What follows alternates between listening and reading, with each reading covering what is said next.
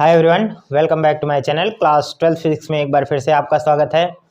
आज हम class 12 physics के 10th चैप्टर का एक बेहद ही इंपॉर्टेंट लेक्चर लेकर आए हैं जिसका नाम है यंग डबल स्लिट एक्सपेरिमेंट। इसे शॉर्ट में YDSE के नाम से जानते हैं। यदि आप क्लास 12th के स्टूडेंट हैं तो आपको ये बात जानना बेहद ज़रूरी है कि YDSE क्या होता है, यानी यंग डबल स्लिट एक्सपेरिमेंट क्या है। इसको हिंदी में हम यंग का द्विध्रुवी प्रयोग भी कहते हैं। ये काफ़ी इम्पॉर्टेंट है, आप इस लेक्चर को बहुत ध्यान से देखिएगा क्योंकि इससे एग्ज़ाम में कई बार क्वेश्चन पूछे जा चुके हैं और आगे भी पूछे जाने की बेहद उम्मीद है। 95% चांसेस होते हैं कि यहाँ से क्वेश्चन अवश्य बनता है। तो दोस्तों, इस लेक्चर को अंत तक ज़रूर देखिएगा। यदि कोई डाउट्स रहे तो ज़रूर कमेंट करिएगा ताकि समय रहते हम उसका जवाब आपको दे पाएँ। तो चलिए शुरू करते हैं अपना ये लेक्चर। इससे पहले यदि आप हमारे चैनल पर नए हैं तो प्लीज़ चैनल को सब्सक्राइब कर दें ताकि आने वाली वीडियो की नोटिफिकेशन मिलती रहे। और हाँ, वीडियो को अंत तक देखना ताकि अगर पसंद आए तो लाइक करके इसे शेयर भी कर दीजिएगा अपने दोस्तों के साथ। तो चलिए शुरू करते हैं यंग डबल स्लिट एक्सपेरिमेंट। देखिए, इसमें क्या होता है कि किसी पर्दे में दो स्लिट यानी दो छिद्र होते हैं। यहाँ पर सबसे पहले हम यहाँ पर ये बनाएंगे, एक इस तरह से पर्दा होगा और इसमें यस एक प्रकाशिक स्रोत होगा। हम यहाँ पर कहेंगे एक वर्णी प्रकाश स्रोत होगा, एक वर्णी प्रकाश स्रोत। ये एक वर्णी प्रकाश स्रोत है। यस पर्दे से कुछ दूरी पर एक दूसरा पर्दा भी रखा होता है जिसमें दो छिद्र बने हुए होते हैं और पहले का नाम है S1 और दूसरे का नाम है S2। ये दोनों ही छिद्र एक दूसरे से D दूरी पर स्थित होते हैं, यानी यहाँ से यहाँ तक की जो डिस्टेंस होगी वो कितनी होगी, D होगी। अब पहले क्या होगा, यस प्रकाश स्रोत से यानी यस छिद्र से एक वर्णी प्रकाश स्रोत इस तरह से वेव फ्रंट बनाते हुए आगे की ओर बढ़ेगा।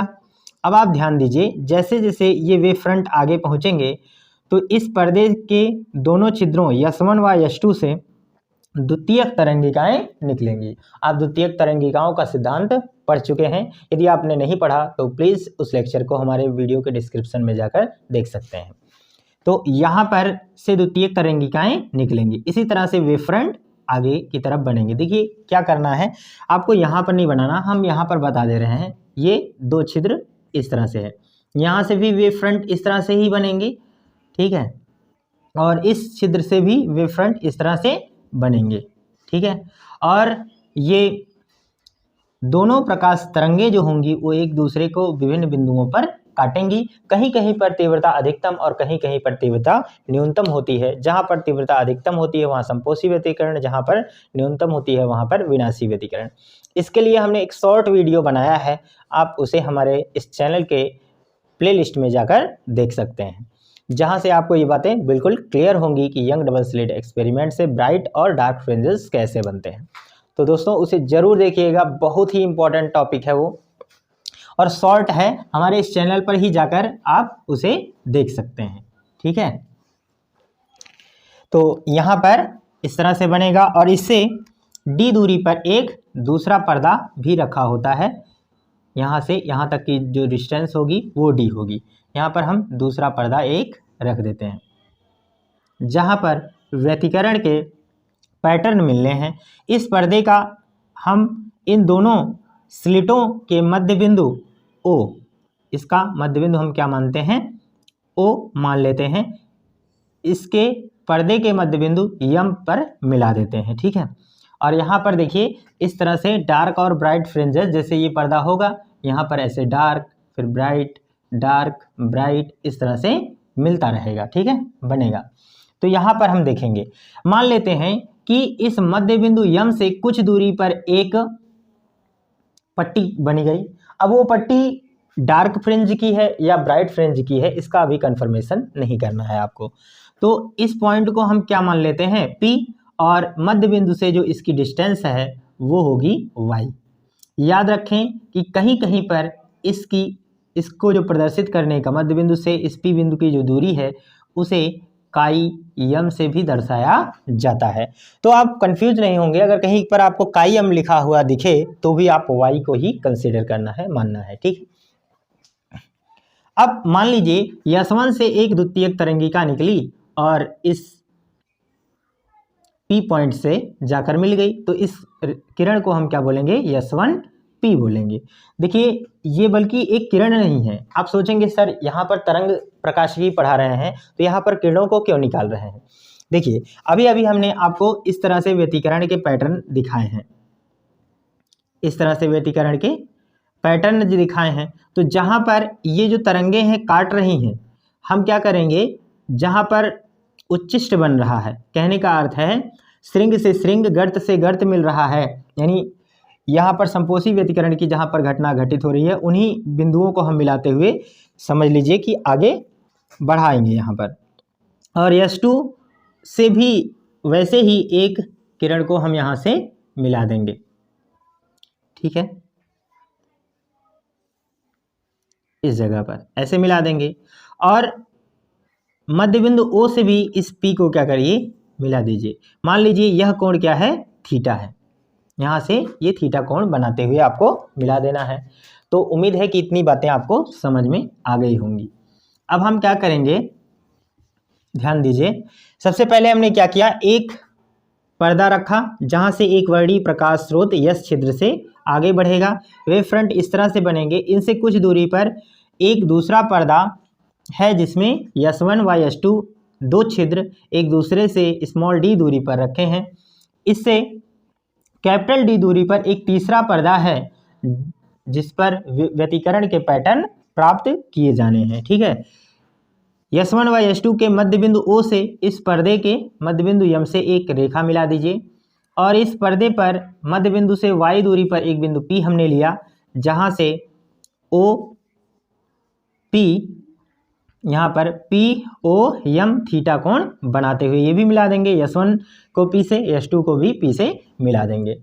इतना ये फिगर के बारे में होगा। और इसी बात को आप क्या करेंगे, यहाँ पर लिखेंगे, यहाँ पर लिखेंगे माना कि फिगर के बारे में आप यहाँ पर पूरा एक्सप्लेन करेंगे, ठीक है। फिगर के बाद एक्सप्लेन करने के बाद आप क्या करेंगे, यहाँ पर इसका डेरिवेशन स्टार्ट करेंगे। देखिए डेरिवेशन कैसे स्टार्ट होगा अब आप समझना शुरू करेंगे। सबसे पहले हम क्या करेंगे, यहाँ एक त्रिभुज बना है PMO, तो लिखेंगे त्रिभुज PMO में हम अगर इस थीटा को ले रहे हैं, यहाँ पर tan थीटा लें तो tan थीटा बराबर हो जाएगा, tan थीटा बराबर होता है लंब बटा आधार। लंब ये है आपका यानी y और आधार है आपका कितना, देखिए O से लेकर M तक, O से लेकर M तक की दूरी कितनी है, D, ठीक है। इसे इक्वेशन नंबर लिखिए फर्स्ट, ठीक। अब आप देखिए S1 से P पर तथा S2 से P पर पहुंचने वाली किरणों में कितने पथ का अंतर है। देखिए ये छोटी किरण है और ये बड़ी है, तो कितना अंतराल है यहाँ से यहाँ तक पहुँचने में, यहाँ पर इस बात को लिखेंगे भी। S1 व S2 से P पर पहुँचने वाली किरणों में पथांतर जो होगा, देखिए ये बड़ी रेखा है तो हम यहाँ से कर देंगे S2P माइनस S1P, इतना इसमें क्या होगा, पथ में अंतर होगा। अब कितना अंतर है इसके लिए हम क्या करते हैं, S1 से इस S2P पर एक लंब डाल देते हैं, N इसे मान लेते हैं, ठीक है। यहाँ पर लिखिएगा S1 से S2P पर एक लंब डालने पर, ठीक है, डालने पर जो पथांतर होगा, पथांतर S2P माइनस S1P। देखिए अब अगर ये इतनी ही लंबाई के लिए यहाँ पर लंब आपने डाल दिया तो आप देखिए यहाँ से ये लाइनें बराबर हो जाएंगी, बाकी इतना अंतराल रह जाएगा, यानी S2P में से आपने S1 को घटाया, मतलब इतना घटा दिया, तो S1 यहाँ पर ये आ जाएगा आपका S2N के बराबर आ जाएगा। इतना आपका क्या होगा, पथांतर होगा। अब इसी पथांतर को निकालने के लिए हम इस त्रिभुज का इस्तेमाल करेंगे।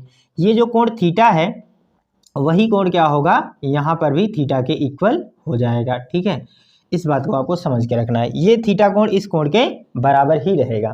तो हम यहाँ पर लिखते हैं त्रिभुज S1 N S2 में, देखिए ये थीटा है, तो यहाँ पर हम एक कोण लेते हैं साइन थीटा बराबर, अच्छा हम साइन थीटा ही क्यों ले रहे हैं, क्योंकि साइन थीटा अगर लेंगे तो इसके सामने वाली भुजा लंब होगी और ये कर्ण होगा, तो लंब और कर्ण में ही संबंध हमको जानना है, यानी S2N निकालना है, क्योंकि पथांतर ही हमें चाहिए। तो ये हो जाएगा लंब बटा कर्ण, ये लंब है S2N बटे कर्ण क्या होगा आपका, यहाँ पर देखिए कर्ण, ये देखिए लंब डाले हैं तो 90 डिग्री का कोण बना रहा है, तो यहाँ से ये आपका क्या होगा कर्ण, तो ये हो जाएगा हमारा D। इसे आप मान लीजिए इक्वेशन नंबर 2।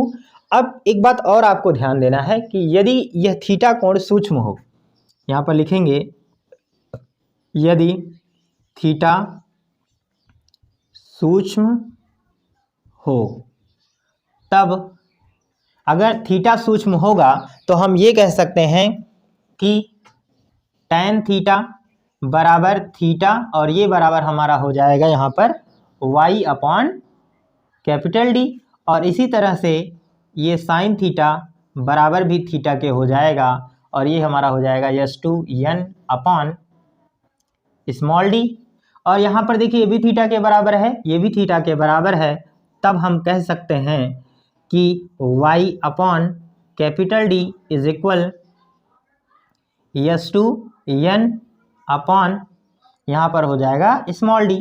अब अगर हम S2N का मान निकालना चाहें तो इस d का इधर क्रॉस मल्टीप्लाई करना होगा, तो ये इधर चला जाएगा, ये हो जाएगा S2N, इसका गुणा यहाँ पर कर दें तो ये हमारा हो जाएगा y small d upon capital D।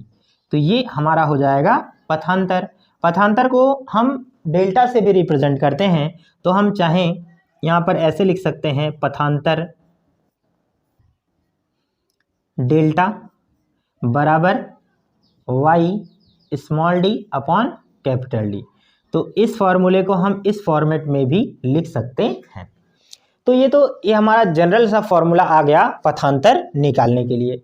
अब हम ब्राइट और डार्क फ्रिंजेस के लिए इन पथांतर को निकालेंगे। यहाँ पर डार्क बनेगा या ब्राइट फ्रिंज बनेगा, इसके लिए हम देखेंगे।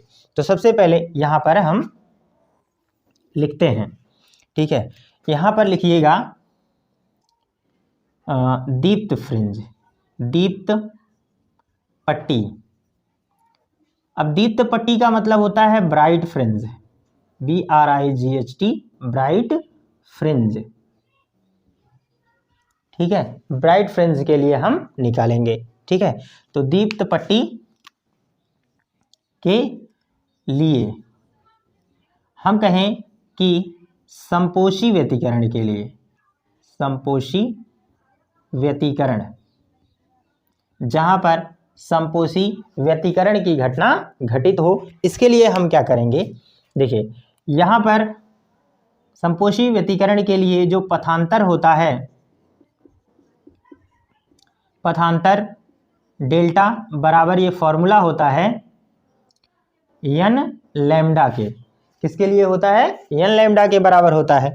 अब यहाँ पर इस समीकरण को हम ले रहे हैं 3 और इसे समीकरण ले रहे हैं 4, तो यहाँ पर लिखेंगे समीकरण 3 व 4 से, समीकरण 3 व 4 से दोनों ही पथांतर है, तो हम यहाँ पर लिख सकते हैं क्या, y small d upon capital D is equal n lambda. अगर y की वैल्यू निकालना चाहें तो y यहाँ पर इस d का यहाँ पर मल्टीप्लाई हो जाएगा तो n लैम्डा, और ये हमारा हो जाएगा कैपिटल D, और अपॉन क्या हो जाएगा d का इसके हर में गुणा हो जाएगा तो स्मॉल d। ये हमारा होगा y बराबर, ठीक है, मध्य बिंदु से इस P बिंदु की दूरी y बराबर क्या हो जाएगी, n lambda capital D upon small D हो जाएगा, जहां n बराबर 0, 1, 2, 3 एंड सो ऑन, इसी तरीके से और भी नंबर्स हम बढ़ा सकते हैं। तो आप क्या करिए, इतना स्क्रीनशॉट ले लीजिए, इसके बाद हम आगे का टॉपिक स्टार्ट करेंगे। ठीक है, चलिए स्क्रीनशॉट ले लिया। ठीक है, यहां से मिटा देते हैं। तो देखो भाई लोग, अगर कोई डाउट्स रह जाए तो प्लीज़ कमेंट सेक्शन में ज़रूर लिखना, ताकि यदि इस वीडियो की क्वालिटी में भी कोई प्रॉब्लम आए या किसी भी तरह का कोई डाउट्स हो, देखो सिर्फ अपने से मतलब मत रखो। ठीक है, हो सकता है इस वीडियो की क्वालिटी सही नहीं आ रही है, या आवाज़ सही नहीं आ रही है, या किसी भी तरीके का कोई भी डाउट्स रहे तो प्लीज़ कमेंट करें, ताकि हम आगे उसके सुधार कर सकें। ठीक है, तो अब देखिए ये हो गया। अब जैसे यहाँ पर ये कौन सी दीप्त फ्रिंज है ये हमें नहीं पता, ये तीसरी है, चौथी है, जैसे यहाँ पर एक फ्रिंज बनेगा, फिर ऐसे बनेगा, दूसरा तीसरा कौन सा है ये हमें नहीं पता है। मान लेते हैं यहाँ पर लिखेंगे यनवी, ये नहीं चल रहा है, यनवी दीप्त फ्रिंज की केंद्र से दूरी जो है ये y था, तो अब की बार हम लिखेंगे y n बराबर, जैसे है n lambda capital d upon small d, मतलब जहाँ यहाँ 1 होगा तो n की जगह 1 रख देंगे, 0 होगा तो 0 रख देंगे, इतना। ठीक है, अब ये हो जाएगा। अब एक स्टेप और आगे बढ़ा दें हम यहाँ पर, तो हम यहाँ पर लिख सकते हैं n+1 वी दीप्त फ्रिंज की केंद्र से दूरी कितनी हो जाएगी, हम यहाँ पर लिखेंगे yn+1, तो जहाँ पर n है वहाँ पर क्या हो जाएगा n+1, और ये हो जाएगा हमारा लैम्डा कैपिटल D, और अपॉन क्या हो जाएगा स्मॉल d हो जाएगा। ठीक है, इतना हो जाएगा। अब हम क्या करेंगे, देखिए फ्रिंज की चौड़ाई यहाँ पर निकालनी होगी। फ्रिंज की चौड़ाई कैसे निकलेगी, हम क्या करेंगे, अंतिम फ्रिंज से पहले फ्रिंज को अगर घटा दें, यानी जैसे इस तरह से अगर फ्रिंज बन रहे हैं, यहाँ पर एक फ्रिंज बना और इसके बाद फिर यहाँ पर एक बनेगा, एक यहाँ पर बनेगा, ये अगर क्या है ब्राइट है, ये डार्क है, और ये क्या होगा फिर से मान लीजिए ब्राइट होगा इसके बाद, तो अगर इस वाले में से इस वाले को घटा देंगे तो इतनी दूरी हमें निकल जाएगी, यानी एक फ्रिंज की चौड़ाई। हालांकि ये डार्क आ रहा है तो ऐसे अगले के लिए भी हो सकता है, अगर ये डार्क है फिर ये ब्राइट है तो फिर यहाँ पर डार्क आएगा, इस डार्क से इस डार्क को हटा दें तो ये हमें फ्रिंज की चौड़ाई मिल जाएगी। ठीक है, इस तरह से हम ज्ञात कर सकते हैं। तो देखिएगा यहाँ पर लिखेंगे फ्रिंज की, यहाँ पर लिखें दीप्त फ्रिंज की चौड़ाई को बीटा से रिप्रेजेंट किया जाता है। बीटा बराबर हमारा हो जाएगा, यहाँ पर ना लिखें ऐसे, बीटा बराबर यहाँ हो जाएगा yn+1, यानी आखिरी में से उससे पहले वाले को घटा लें तो ये हो जाएगा बीटा इज इक्वल yn+1। देखिए ये वाली वैल्यू रख देंगे, यहाँ पर आ जाएगा n+1 lambda capital D upon क्या हो जाएगा small d, minus n lambda capital D upon क्या हो जाएगा स्मॉल d। यहाँ पर देखिए बीटा बराबर हर बराबर है तो हर में तो वही हो जाएगा एलसीएम, फिर यहाँ से आप गुणा कर दीजिए, इसका गुणा यहाँ पर करेंगे तो n लैम्डा कैपिटल D हो जाएगा, यदि लैम्डा D का n में गुणा होगा, फिर इसका गुणा 1 में भी कर दें, plus lambda capital D minus n lambda capital D हो जाएगा, ये इससे मर जाएगा तो फिर आ जाएगा बीटा बराबर यहाँ पर लैम्डा कैपिटल D अपॉन क्या हो जाएगा स्मॉल d, यानी फ्रिंज की चौड़ाई का जो फॉर्मूला होगा ये हो जाएगा। ठीक है, किसी भी फ्रिंज की चौड़ाई का जो फॉर्मूला होगा वो बीटा बराबर lambda capital D upon small d के बराबर होगा। अब यही बात एक बार हम क्या करते हैं अदीप्त फ्रिंज के लिए भी निकालेंगे। लेकिन इससे पहले हम ये बता दें कि आप यहाँ अगर मध्य बिंदु पर ही आपको कोई पट्टी निकालनी हो, डार्क फ्रिंज बनेगा कि ब्राइट बनेगा, इसके लिए तो हम यहाँ पर ये लिखेंगे कि केंद्रीय फ्रिंज अगर हम निकालें, केंद्रीय फ्रिंज, फ्रिंज के लिए n बराबर क्या होता है, 0 होगा। और केंद्रीय फ्रिंज के लिए हम अगर यहाँ पर निकालें तो y बराबर y नॉट, यहाँ पर लिख लें y नॉट बराबर ये हो जाएगा हमारा 0 lambda capital D upon small d, यानी ये आ जाएगा 0। तो जब y बराबर क्या आ गया, 0 आ गया, तो हम कहेंगे कि केंद्र पर दीप्त पट्टी बनेगी। अतः केंद्र पर दीप्त पट्टी बनेगी, दीप्त पट्टी बनेगी। इस तरह से हम इस टॉपिक को समझ सकते हैं। इसके बाद देखिए हम आप अपना अगला टॉपिक देखेंगे यहाँ पर अदीप्त पट्टी के लिए।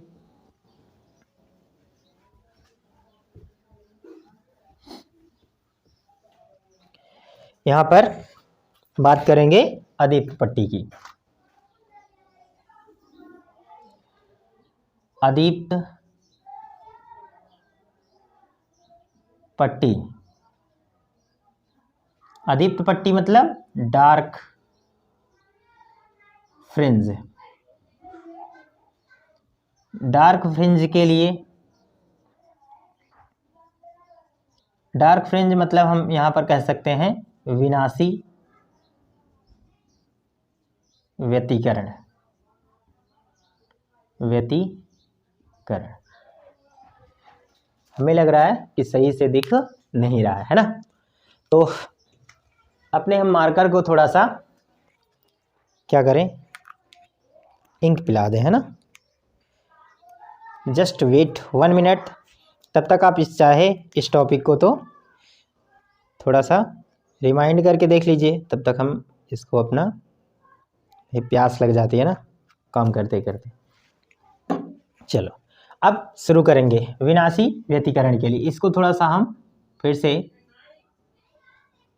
लिख दें, विनाशी व्यतिकरण।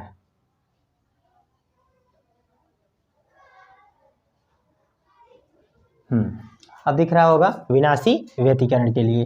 तो पथांतर कितना होता है पहले ये जान लो। विनाशी व्यतिकरण के लिए पथांतर डेल्टा बराबर होता है 2n-1 और ये हो जाएगा लैम्डा अपॉन 2, ये फॉर्मूला होता है। अब इससे पहले जब हमने पथांतर देखा था समीकरण 3 में, तो वहां पर पथांतर आपका क्या था, y, उसके बाद यहाँ पर अब देखेंगे हाँ y small d upon capital D था, और यहाँ पर आपका क्या हो जाएगा, ये 2n-1 लैम्डा अपॉन 2 हो जाएगा।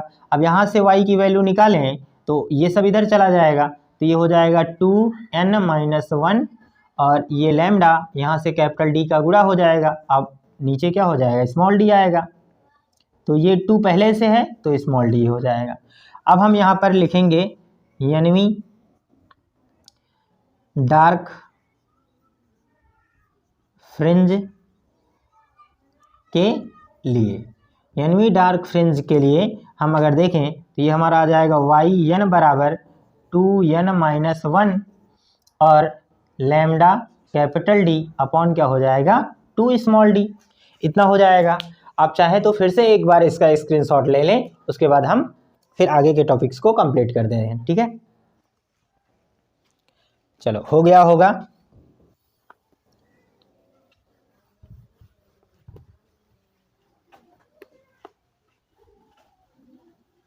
वीडियो को पॉज कर लिया करो और उसके बाद फिर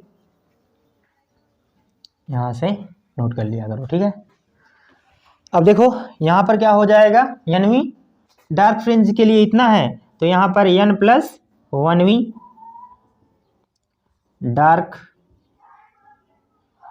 डार्क फ्रिंज की दूरी वहाँ पर भी है वही चीज़, तो हम यहाँ पर लिखेंगे yn+1 बराबर, हम यहाँ पर लिख सकते हैं, ये हमारा हो जाएगा 2, n की जगह पर हम लिख लेंगे n+1 और ये -1 पहले से हो जाएगा, इसको ऐसे बंद कर लीजिए। फिर यहाँ पर आ जाएगा लैम्डा, उसके बाद कैपिटल D अपॉन क्या हो जाएगा 2 स्मॉल d। इसे थोड़ा सा सॉल्व कर लें तो ये हमारा आ जाएगा yn+1 बराबर, देखिए 2n का गुणा यहाँ कर दें, 2 यहाँ पर भी हो जाएगा, एक घट जाएगा, तो ये आ जाएगा 2n+1 और ये हमारा हो जाएगा लैम्डा कैपिटल D अपॉन क्या हो जाएगा 2d हो जाएगा। फिर हम क्या करेंगे, डार्क फ्रिंज की चौड़ाई, डार्क फ्रिंज की चौड़ाई को हम मान लेते हैं बीटा डैश, ये बराबर हो जाएगा हमारा yn+1 -yn। अब वैल्यू को यहाँ पर भर दें तो यहाँ पर देखिए ये चीज़ है, इसका गुणा करके लिखते हैं, ये आ जाएगा 2n लैम्डा कैपिटल D, यहाँ से गुणा करके लिखिए, और माइनस क्या हो जाएगा, नहीं माइनस नहीं प्लस, उसके बाद हो जाएगा हमारा लैम्डा कैपिटल D, और अपॉन में क्या है 2d है यहाँ पर भी, और इसका हर भी क्या है 2d ही है, तो यहाँ पर ये रख लेंगे, और इसके बाद एक सेकेंड, इसको ऐसे नहीं सॉल्व करेंगे, ठीक है, इसको ऐसे ही लिख लीजिए, यहाँ पर 2d हो गया माइनस इतना, ये चीज़ लिख लेंगे, इसको भी गुणा करके लिखिए, ठीक है, ये चीज़ हो चुका होगा, हम इसे मिटा दे रहे हैं, ठीक है, मिट नहीं रहा है,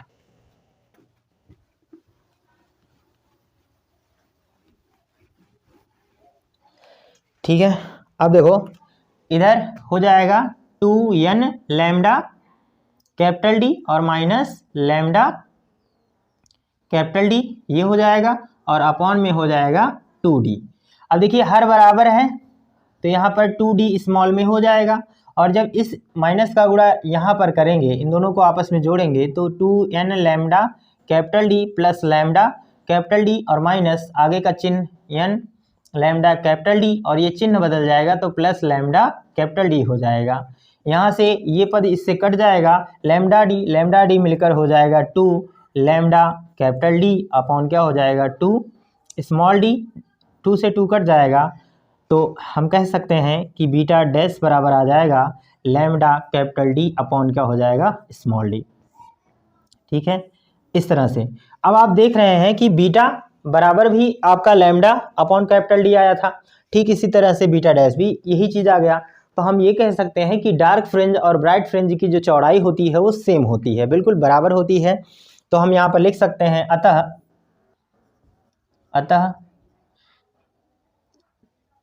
डार्क फ्रिंज, या ऐसे लिखें bright fringe, BRIGHT, bright fringes breadth, है ना, ब्रेड्थ, ब्राइट फ्रिंज की चौड़ाई बराबर होगी डार्क फ्रिंज की चौड़ाई के, है ना, ये चौड़ाई बराबर होगा, यानी बीटा बराबर हमारा हो जाएगा बीटा डैश के, ठीक है। और इससे पहले हमने आप लोगों को बताया कि मध्य बिंदु के लिए हमने जो फ्रिंज की दूरी निकाली वो 0 आ गई, यानी मध्य बिंदु पर कैसा बनेगा, ब्राइट फ्रिंज बनेगा, कैसा बनेगा, ब्राइट फ्रिंज बनेगा, ठीक है। और इसके बाद फिर एक पट्टी छोड़ दी जाएगी, फिर यहाँ पर ब्राइट बनेगा, फिर क्या बनेगा, फिर से यहाँ पर इस तरह से देखिए एक ब्राइट बना, फिर डार्क बनेगा, ठीक है, फिर क्या बनेगा, एक इस तरह से है, इस तरह से ऐसे पट्टिकाएं बनेंगी, लेकिन एक हमारा क्या होगा, डार्क बनेगा तो दूसरा ब्राइट बनेगा, एक डार्क बनेगा तो दूसरा ब्राइट बनेगा, ठीक है। देखिए ये हमारा पहला क्या है, ब्राइट है, तो फिर क्या होगा, ब्राइट होगा, फिर ये ब्राइट होगा, फिर ये डार्क हो जाएगा, ठीक है। इसी तरीके से ये ब्राइट है तो ये हमारा क्या होगा, डार्क होगा, ये ब्राइट है फिर ये डार्क होगा, फिर ये डार्क होगा। इसी तरह से ये ब्राइट है तो ये डार्क, तो ये ब्राइट, फिर ये डार्क। इस तरह से ब्राइट डार्क बनने लगेंगे। ठीक है, तो दोस्तों उम्मीद है कि आपको यंग डबल स्लिट एक्सपेरिमेंट का जो ये डेरिवेशन है वो आपको अच्छे से समझ में आया हो। हमने पूरी कोशिश की है, फिर भी यदि कोई कमी रह जाए तो प्लीज़ कमेंट सेक्शन में ज़रूर बताएं। बस आपको इस फिगर का डिस्क्रिप्शन यहाँ पर लिखना होगा। ठीक है, अदरवाइज आपको इसका भी नोट्स PDF के थ्रू वीडियो के डिस्क्रिप्शन में मिल जाएगा। आप उसे वहाँ से डाउनलोड करके अपनी नोट्स को तैयार कर सकते हैं। तो मिलते हैं अगली क्लास में, तब तक के लिए good bye. Thanks for watching this video.